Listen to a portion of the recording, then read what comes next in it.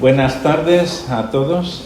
Es un privilegio de nuevo acompañaros en esta tarde y quisiera hablaros en primer lugar un poquito de lo que ha sido mi vida. Todos tenemos una historia, así que cada historia, cada vida para Dios cuenta. Y no necesariamente tienen que ser iguales, pero son muy semejantes en lo que es el pecado. Y son muy semejantes en lo que es la necesidad de la redención y de la salvación.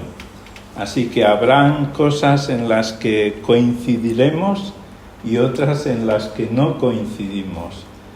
Pero sí es cierto que podemos coincidir en lo importante, y es tener a Cristo como Redentor, como Señor y como Salvador.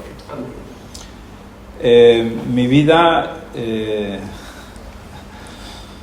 nací en el siglo pasado, en el 51. Y mi primer encuentro con la muerte fue cuando nací.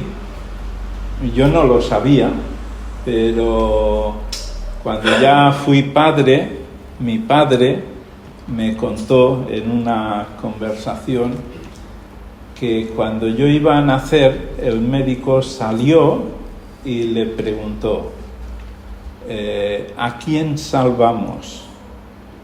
¿Al hijo o a la madre? ¿Eso pasó? Y entonces le pregunté: ¿y tú qué dijiste? Y entonces él dijo: pues yo le dije que a los dos. Y efectivamente, vivimos los dos. Así que fue un milagro que en las circunstancias en las que yo iba a nacer, Dios permitió que naciera. La segunda vez que me encontré con la muerte fue cuando murió mi abuela. Mi abuela, cuando tenía yo más o menos 10 años, murió. Y era una persona que yo la estimaba. No hacía mucho tiempo habíamos conversado, me gustaba escucharla. Y entonces, antiguamente, en el siglo pasado, en aquella época, no había lo que ahora son los tanatorios. Parece que lo de la muerte nos molesta, ¿verdad? Y lo queremos aislar y separar de la vida, pero evidentemente la muerte forma parte de la vida. Y antiguamente, cuando alguien moría, pues en casa se tenía al difunto y también se recibía las visitas y se hacía todo ese protocolo de la muerte. Y en un descuido de la familia, porque los niños también participábamos, pero estábamos más en otra zona jugando, porque la sensación es que los niños no se enteran mucho. Pero entré en la habitación y vi allí el cuerpo de mi abuela, frío, inerte, no se mueve, no respira. Y entonces surgió una pregunta que fue: ¿dónde está? O sea, no hace mucho yo he estado hablando con ella. ¿Y ahora dónde está? Y si muero yo, ¿dónde estaré? Así que esa pregunta quedó muy arraigada en mí, aunque yo no lo comuniqué a nadie, pero empecé a vivir considerando que la muerte es una realidad y que en cualquier momento te puede acontecer. Y entonces yo quería asegurarme de mi destino después de la muerte. ¿Dónde voy? ¿Cómo estaré? Así que para resolver este conflicto me entregué a lo que era la vida religiosa, y en el catolicismo yo busqué una respuesta y empecé a practicar la religión, pero no lo que es de domingo, no, con intensidad, haciendo cursillos de cristiandad, haciendo reuniones especiales, con más intimidad para participaciones y celebraciones, que no es lo que generalmente se ve, sino hay otra parte que hay más intimidad y más intensidad. Hasta que marché, me concedieron una beca estudiando y fui a la Universidad de Huesca, que era donde me la habían concedido, y en aquella época al separarme de mi ambiente, de la familia, de los amigos, de todo lo que era habitual, pues tienes más ocasión o más oportunidad para el recogimiento y entrar en profundidad y pensar en uno mismo. Y en aquella época pues yo le pregunté a mi confesor, don José se llamaba, don José, hay una cosa que me preocupa. Yo quiero saber cómo puedo tener el perdón de mis pecados y si muero saber que voy al cielo. Esto me preocupa y yo quiero saber. Y entonces don José me dijo, uy, Antonio, esto es muy difícil. Tú sigue practicando los sacramentos y si mueres en gracia de Dios, a lo mejor. Ahora, esto a mí me descolocó porque me dejó peor, porque yo quería garantía, no quería a lo mejor. Y en esa época, un domingo, paseando, la universidad está a 3 kilómetros de la ciudad, y ese día había bajado, había ido a la ciudad a pasear, y alguien me dio un papelito. Y entonces al día siguiente, el lunes, en la primera hora de clase, teníamos una hora de repaso, de estudio, pero que no había profesor, simplemente estar en clase para repasar las lecciones de ese día. Y mi compañero de mesa estaba leyendo el papelito. Yo lo había dejado en mi habitación, pero mi compañero lo estaba leyendo. Y entonces le dije, cuando termines, me lo pasas porque tengo interés en leerlo. Cuando él terminó, para sorpresa mía, lo que hizo fue levantarse, ir a la papelera y yo sentado y viéndolo, digo, le acabo de decir que lo quería leer. Y entonces cuando él se sentó, yo me levanté, fui a la papelera y cogí todos los trocitos, compuse el puzzle y el papelito decía 7 motivos por los que necesitas a Cristo. Y entonces empecé a leer y digo, esto es lo que yo estoy buscando. O sea, aquí habla de una garantía o de una seguridad. Así que ofrecían un curso bíblico por correspondencia, escribí, recibí el Nuevo Testamento, el Evangelio de Juan y unos cursos muy sencillos. Y leyendo el Evangelio de Juan, cuando llegué al capítulo 3, no al 16, antes, al 14 y 15, entendí que la salvación era por fe. Y entonces le confesé al Señor mi inquietud, mi necesidad de que fuese Él mi Salvador, y le entregué mi vida. Y a partir de entonces ya mi vida cambió. fue un cambio radical.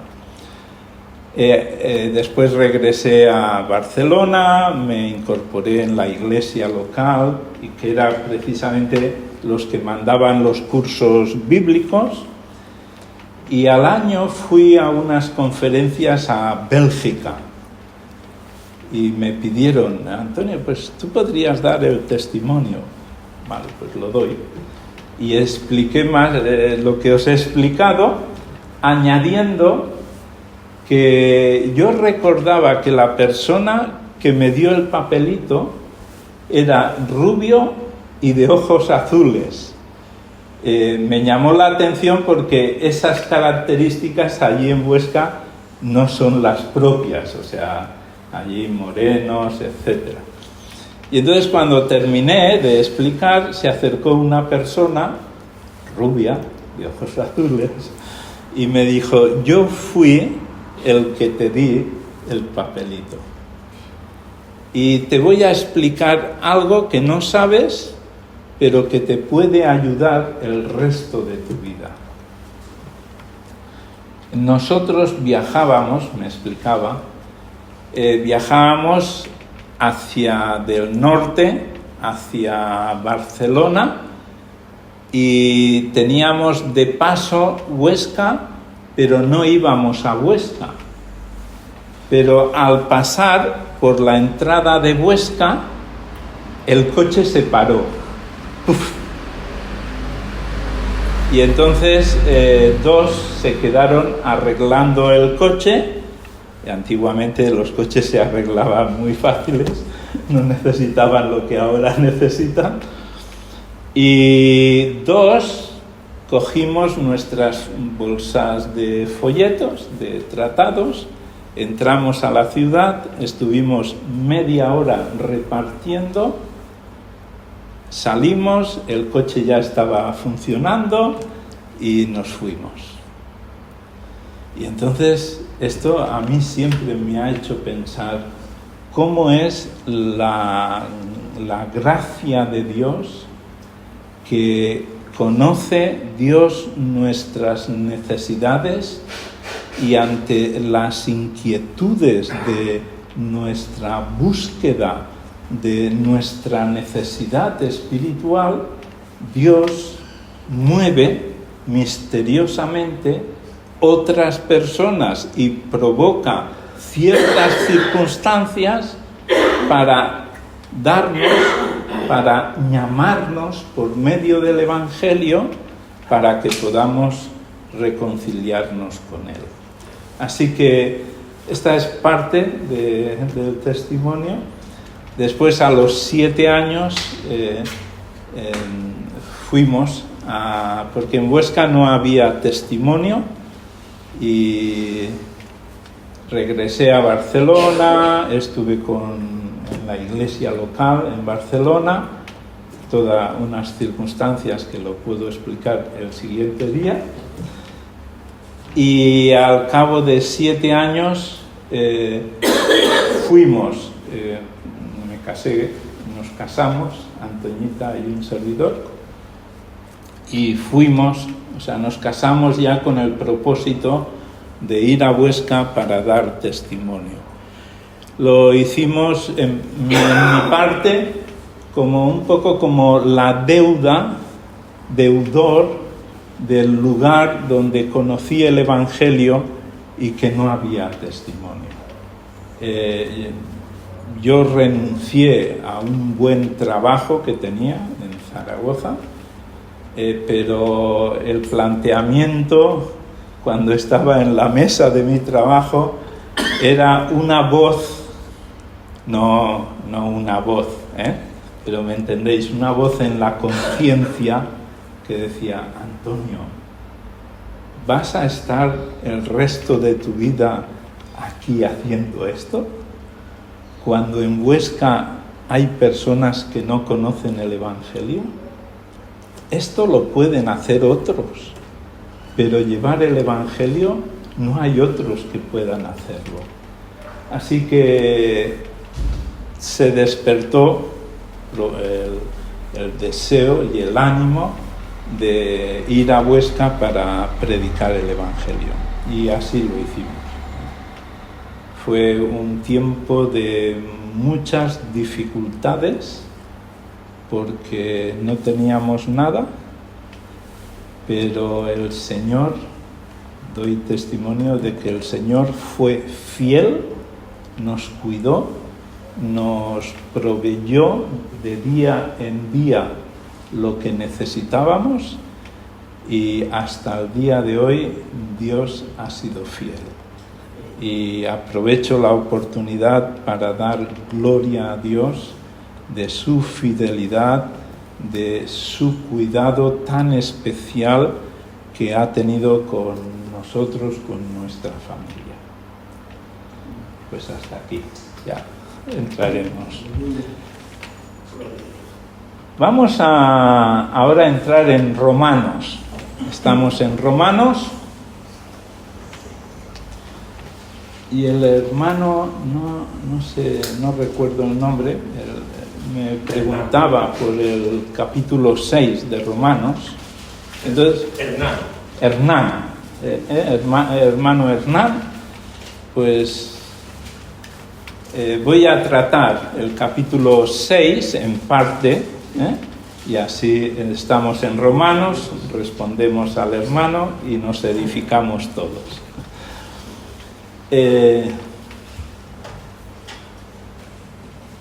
Romanos 6, 23 dice: porque la paga del pecado es muerte, mas la dádiva de Dios es vida eterna en Cristo Jesús, Señor nuestro.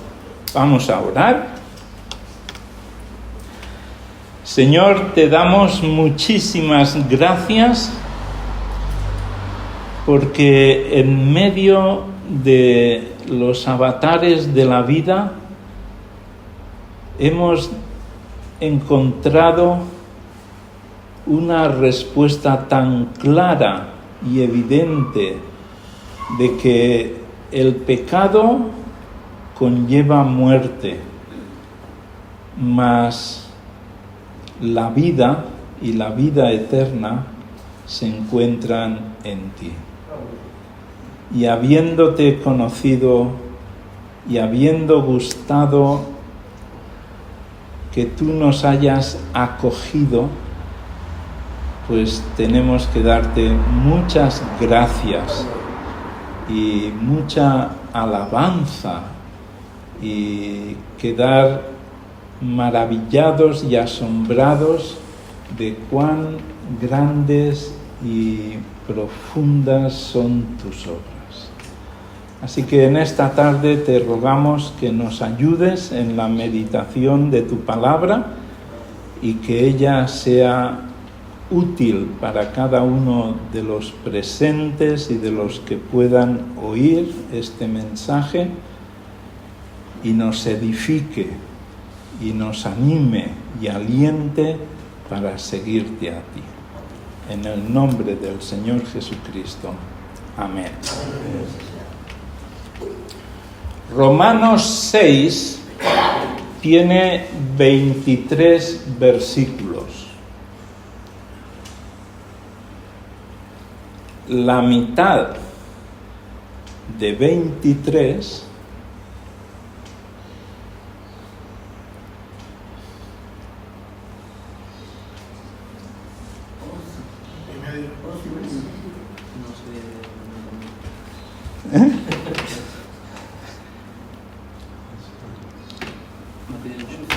la mitad de... Sí, no entendí la pregunta. Vale, vamos a hacer una cosa. Vamos a empezar a contar por el 1. Contamos 1, 23.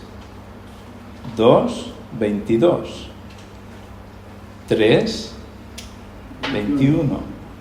Y entonces, si contásemos así, ¿hasta dónde llegaríamos?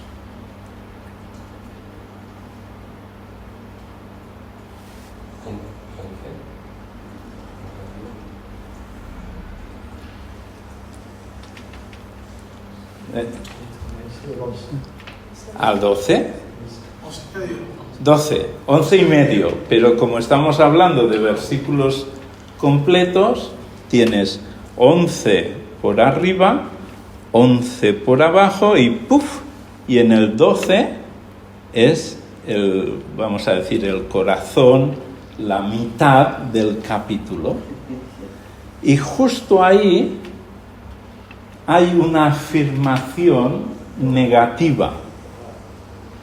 Vamos a leerlo Y dice, Romanos 6:12, no reine pues el pecado en vuestro cuerpo mortal, de modo que lo obedezcáis en sus concupiscencias. No. A veces Dios dice sí y otras veces dice no. Y nosotros tenemos que hacer caso de lo que Dios dice, del énfasis que Dios pone en sus afirmaciones, tanto positivas como negativas.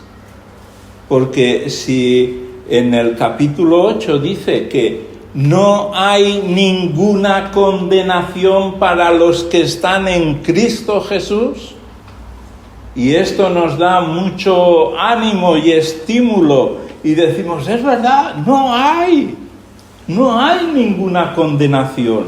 Y el capítulo 8 termina diciendo que nada ni nadie nos podrá separar del amor de Dios que es en Cristo Jesús. De la misma manera que eso nos estimula, nos anima, nos conforta, pues tenemos que pensar que en el capítulo 6, cuando Dios dice no, es no.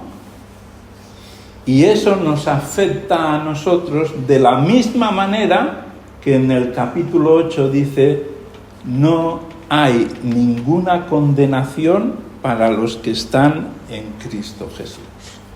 No hay ninguna. Y para nosotros que estamos en Cristo Jesús, pues tenemos que tener esta consideración. No reine. Después, fijaros que cuando dice no reine es un cambio de reino. No sé si lo habéis pensado, pero si no reina el pecado, antes reinaba el pecado, vivíamos en el pecado y desarrollábamos nuestra vida en nuestras pasiones y concupiscencias. Ahora en Cristo el reino es diferente. Y Colosenses dice que hemos sido trasladados del reino de las tinieblas al reino de la luz de su amado Hijo. Entonces estamos en otro reino. Y entonces por eso la afirmación, no reine el pecado en tu vida. Una cosa es un descuido, pero otra cosa es que reine, O sea, un reino se establece, se asienta y estás bajo el yugo de ese reino. Eso es lo que en Efesios 2 está explicando, que estábamos muertos en delitos y pecados y Él nos dio vida estando en esa muerte, en ese reino donde el diablo, su filosofía, su imperio estaba reinando sobre nosotros. Pero Dios nos sacó de ese reino y nos ha colocado en otro reino.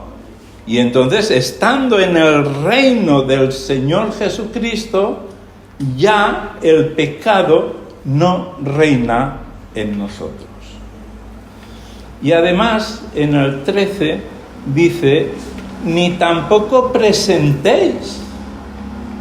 Es decir, que no es una cuestión de circunstancias, sino es una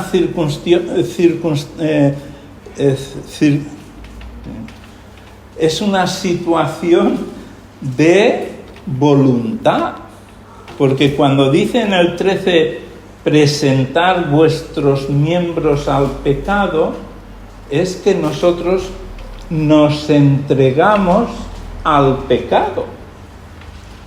Y Dios dice, no, si estás en Cristo, vive en Cristo. Pablo ha dicho en Gálatas 6:14, dice, yo en Cristo he muerto al pecado, al mundo, y ahora vivo para Cristo.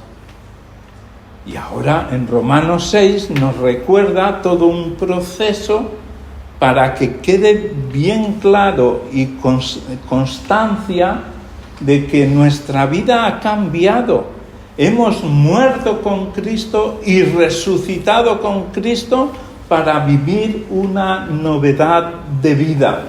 Y esa novedad de vida queda evidente en que lo que antes hacía presentándome al pecado, ahora lo presento para servir a Dios.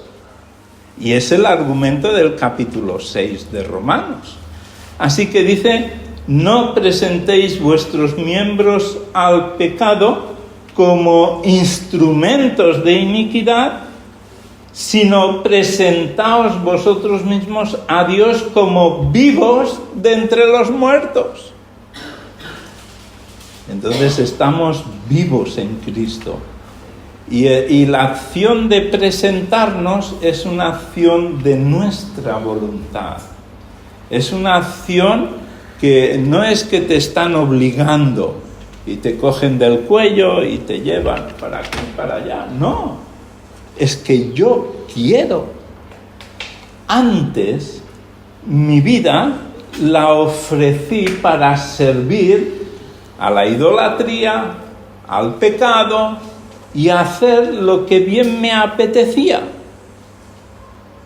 Y termina el capítulo 6 en el 21 diciendo, pero ¿qué fruto teníais de aquellas cosas de las cuales ahora os avergonzáis? Porque el fin de ellas es muerte. ¿Qué fruto teníamos? Y entonces cuando yo considero esto, digo, uff, qué vergüenza. Si lo supieran, uff, qué vergüenza. Pero lo que no puedo hacer es seguir viviendo en esa vergüenza, porque si digo que Cristo me ha salvado toda la vida. Y me ha salvado con el propósito de que ahora me presente a Dios para servir a Dios. Y con el mismo entusiasmo que yo iba a las fiestas y pasaba la noche en fiesta, pues ahora con el mismo entusiasmo y la misma entrega tengo que vivir para Dios, tengo que servirle, tengo que disfrutar de la comunión con Él y ofrecerle lo que a Él le agrada. Antes vivía para agradarme a mí, ahora vivo para agradarle a Él. Y entonces llegaremos al capítulo 12 de Romanos, y en el capítulo 12 de Romanos dice que nos presentemos en sacrificio vivo, santo, agradable a Dios, que es nuestro culto racional, es lo apropiado, es lo propio de alguien que ha sido transformado, que ha sido salvado por la gracia de Dios y que ahora vive esta clase de vida, esta nueva vida en Cristo.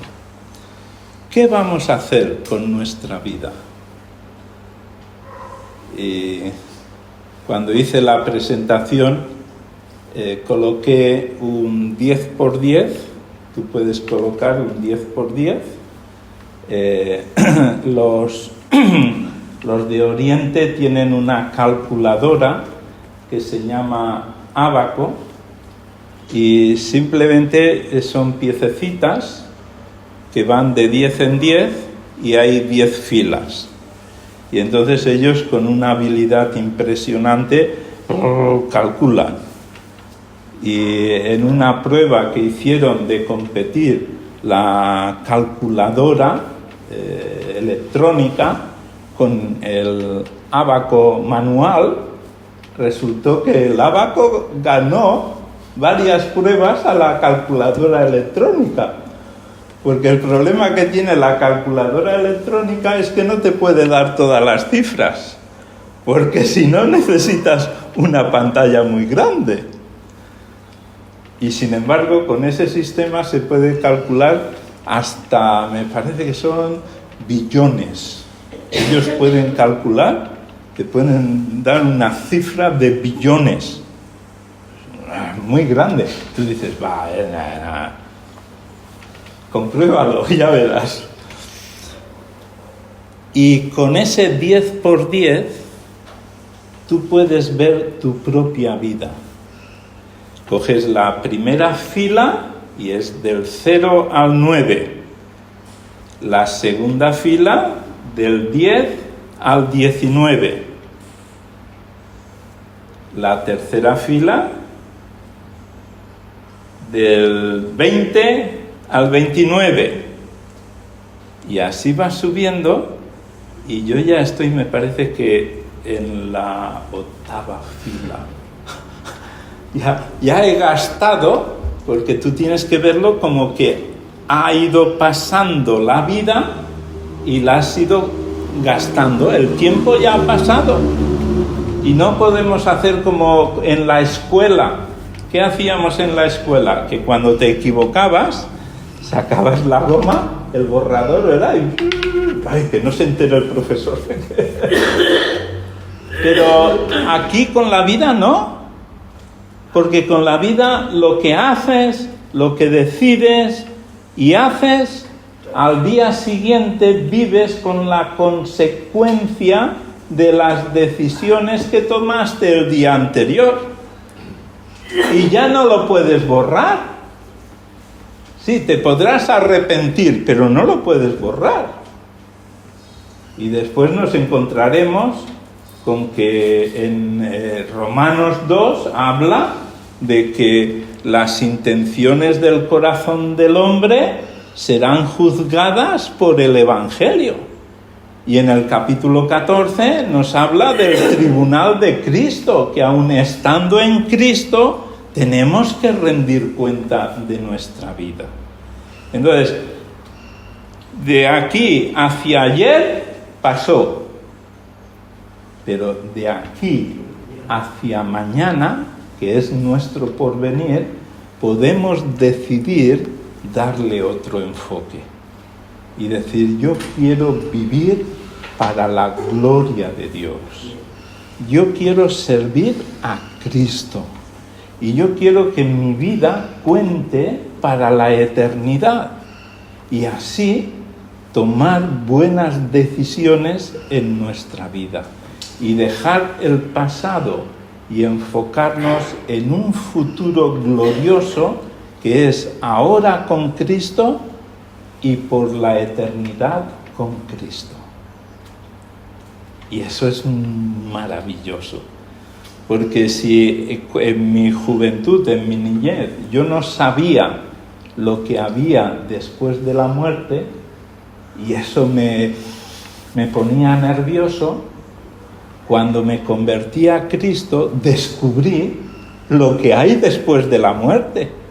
Así que mi vida quise que fuese intensa para vivirla para Cristo. Y en esta tarde os animo, tenemos aquí una gran variedad de líneas, ¿verdad? Cada uno está en su punto.